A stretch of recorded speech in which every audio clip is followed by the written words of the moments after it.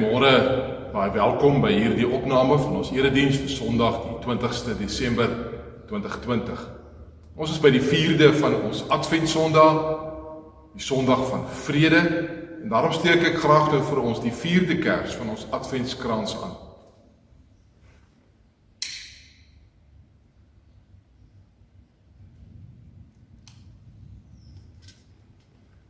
Ek lees vir ons as fotum uit Jesaja hoofstuk 9. Vir ons is 'n seun gebore, aan ons is 'n seun gegee. Hy sal heers, en hy sal genoem word wonderbare raadsman, magtige God, ewige Vader, vredevors. Mag die Here in sy groot genade en liefde vandag vir jou seën en vir jou groot vrede gee. Amen.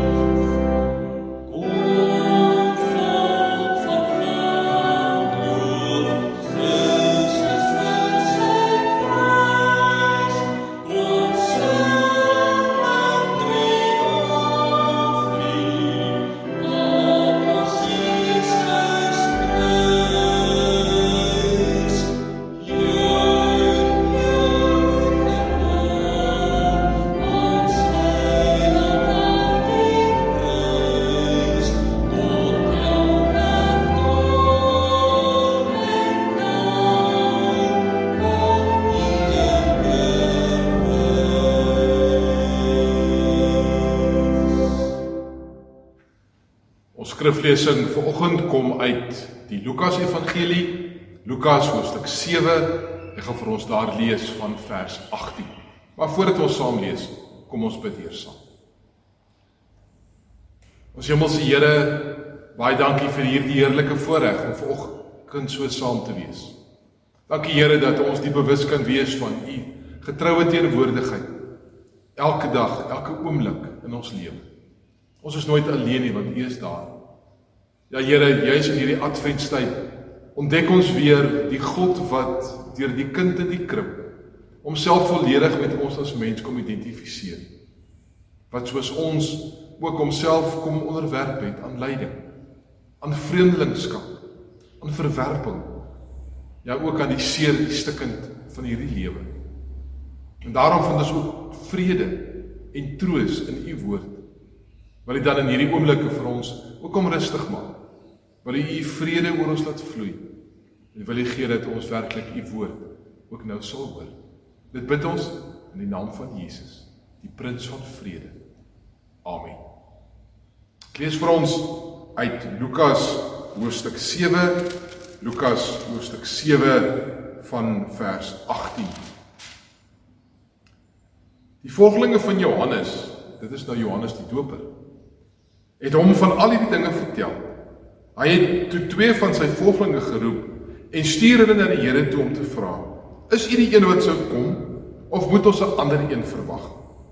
Toe die manne by hom kom, sê hulle, Johannes die Doper het ons na U toe gestuur om te vra, is U die een wat sou kom, of moet ons 'n ander een verwag?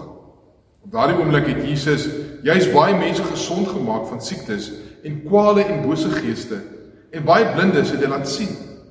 Sy antwoord aan die boodskappers was, gaan vertel vir Johannes wat julle gesien en gehoor het. Blindes sien, lammes loop, melaatses word gereinig, dowes hoor, dooies word opgewek, aan armes word die evangelie verkondig. En gelukkig is die man wat nie aan my begin twyfel nie. Ek gaan vir ons net tot daar lees.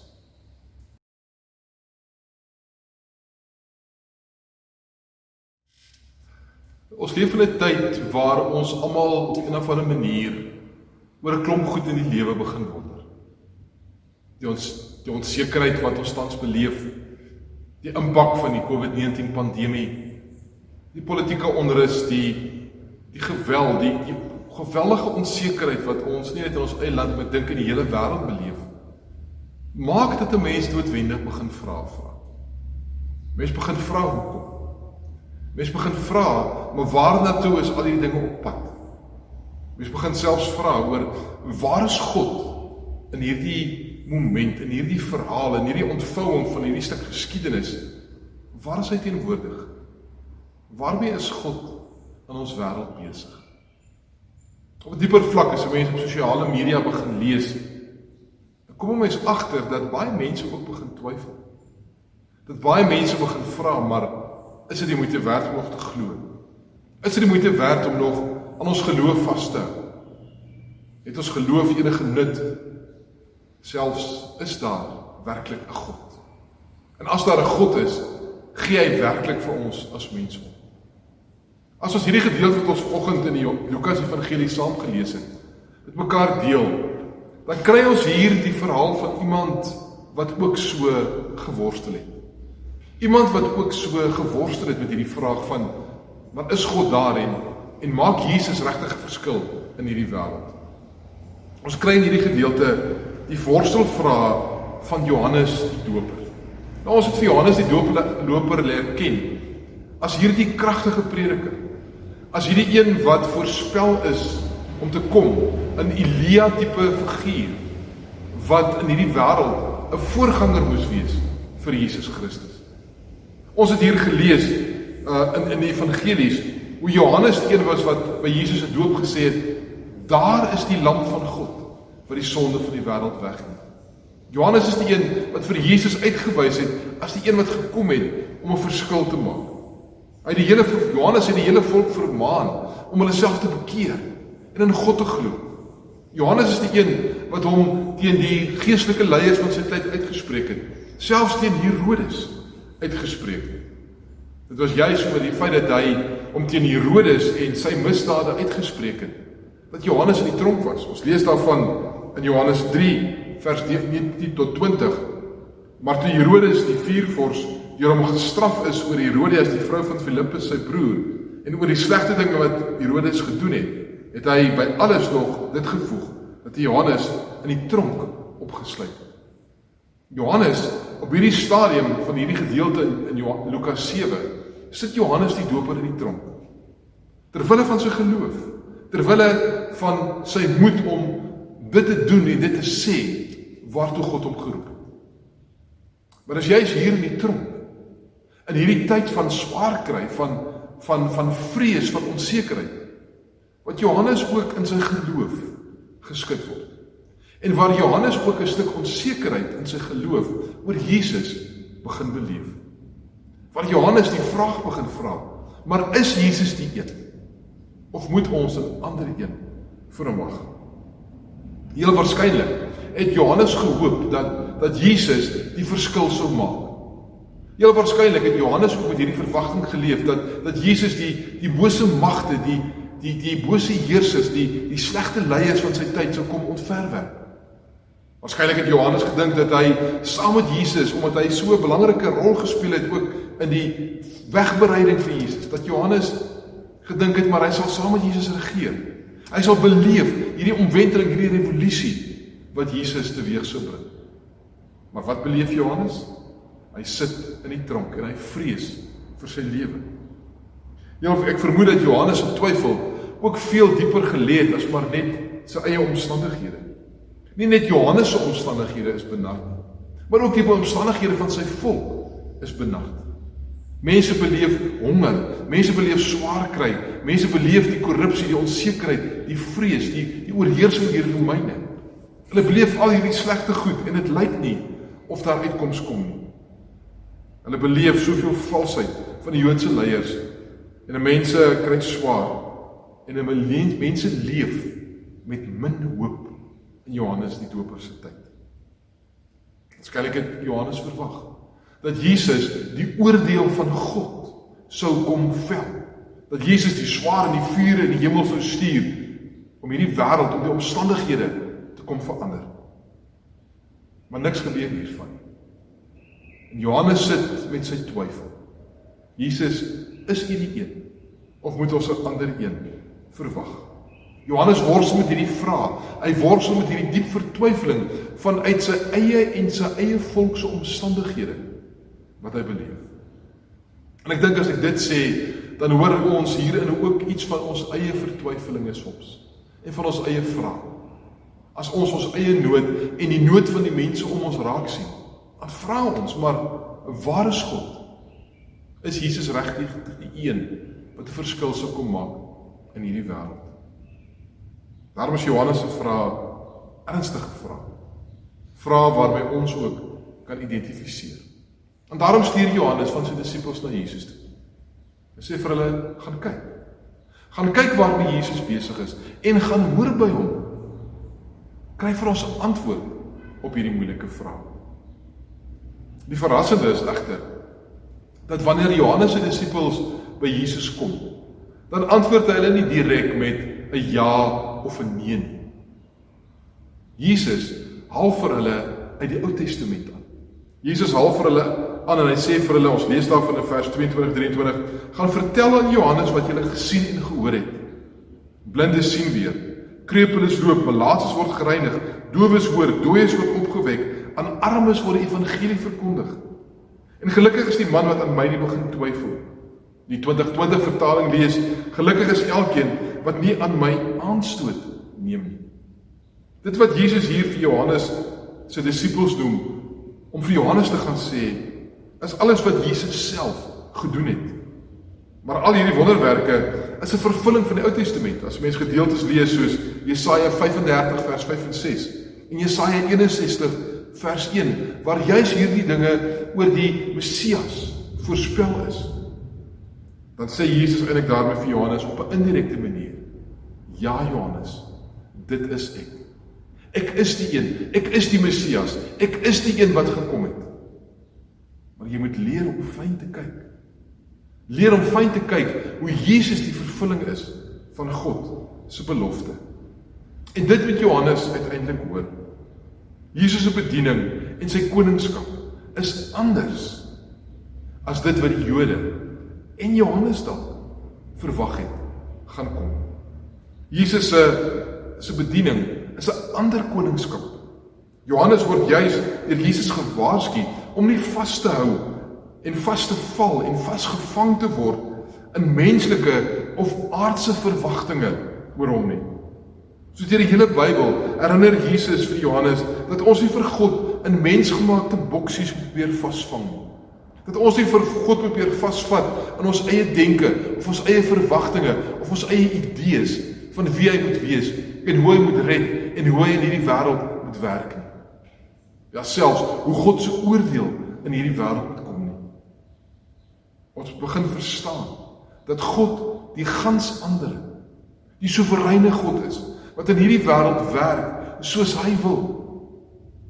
En geloof vra juis dat ons vir God toelaat om die God te wees wie hy wil wees in hierdie wêreld en nie wie ons wil hê dat hy moet wees nie.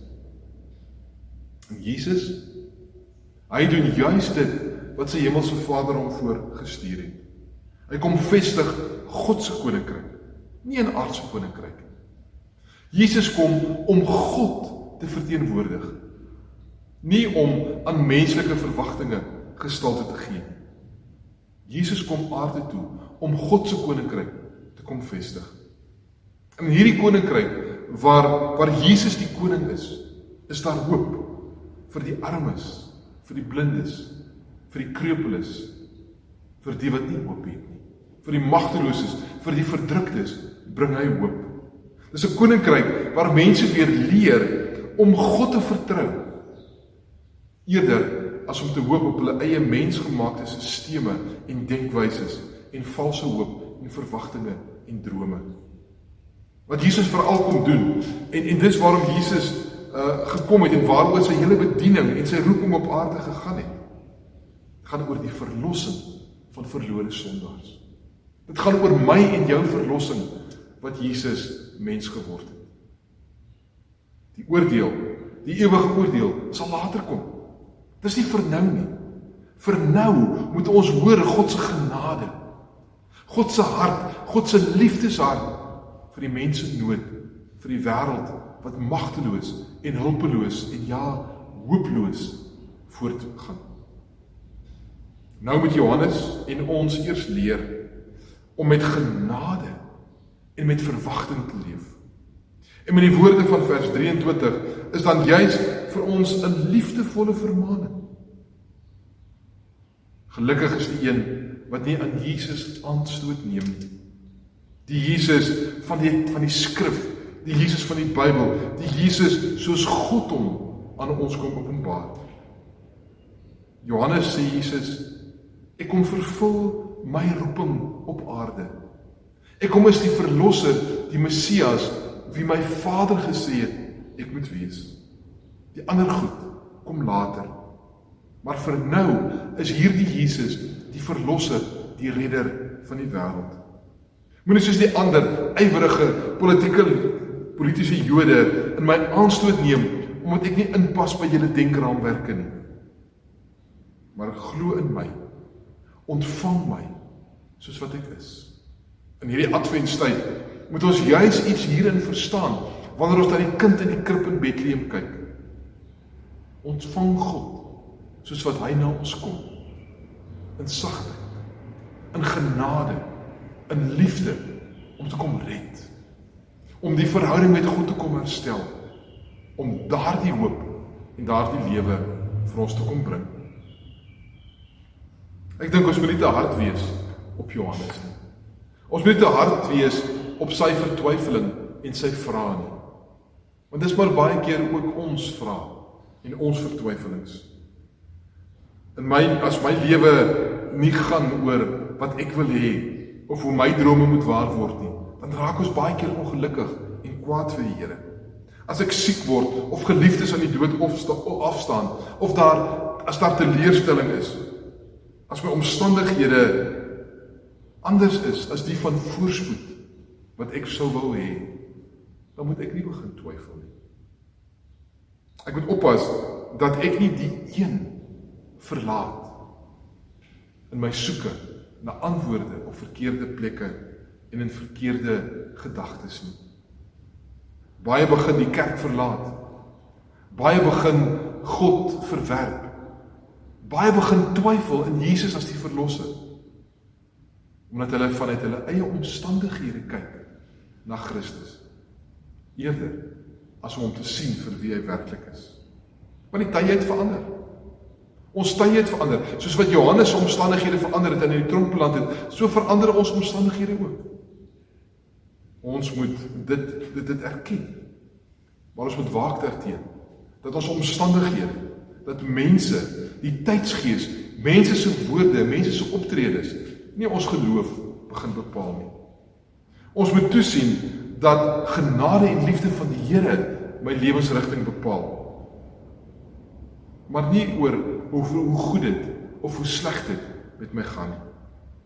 Ek kyk na omstandighede en dit raak soms my norm waarmee ek oor die lewe oordeel. Dit word ook soms die norm van my geloof en my optrede oor wat reg en verkeerd is. En natuurlik kan dit baie maklik gebeur dat my geloof bepaal word deur wat die wêreld vir my daaroor sê. Daarom moet ons oppas dat ons nie in ons omstandighede vaskyk soos Johannes gedoen het, maar dat ons begin raak sien wat God doen. Dat ons begin raak sien hoe God met liefde na mense kom. Dat ons begin raak sien hoe God sy genade vir ons kom gee. En daarom is dit juist die boodskap van Advent, van Kersfees. Ja, Jesus is die een. Die uitdaging bly vir my en jou om Jesus te laat wees. En nie te wil manipuleer met ons prentjies van hom nie. Advent en Kersfees wil juis ons geloof kom uitdaag. Om hierdie kind in die krib op nuwe maniere te ontdek. Nuwe maniere te sien as die een wat in ons lewens en in ons wêreld hoop en lewe bring. En daarom wil ek jou vra, glo in hierdie kind. Hou in hierdie tyd vas aan hierdie kind, want hy is die een. Hy is die een wat deur God gestuur is. Hy is die een wat hoop bring. Hy is die een. Ons hoef nie vir 'n ander een te soek nie. Ons hoef nie op ander plekke te soek vir sekerhede of ankers nie. Jesus Christus is dit.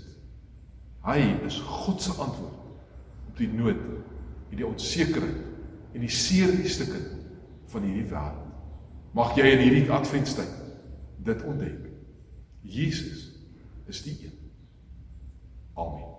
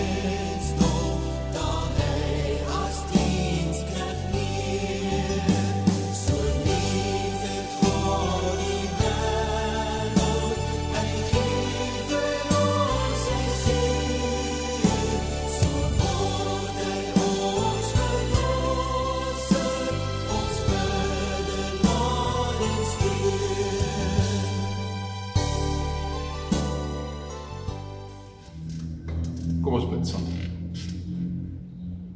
Here, ons twyfel maklik. En so maklik kan ons, soos Johannes die Doper, ook in ons omstandighede vaskyk, eerder as om vir U raak te sien as die enigste ware lewende God. Here, ons kan so maklik in ons omstandighede vaskyk en in die proses vir U miskyk. Wil U vir ons help om te glo, om te vertrou, ja, om met ons hele wese aan U vas te hou. Dankie Here dat ons kan weet, U is die een. U is die antwoord, U is die lewe, U is die seun van die lewende God. Daaraan wil ons vashou. Gee dat ons nooit vir U uit die oog sal verloor nie, maar U altyd sal dien en bely as ons enigste Here. In die naam van Jesus. Amen. Mag jy in hierdie komende week die wonderlike seën van die Here beleef. Mag die Here in sy groot genade en liefde, in sy wonderlike trou en teenwoordigheid, vir jou telkens op nuwe maniere laat ontdek. Jesus is die een. Amen. Mooi dag en week vir jou verder.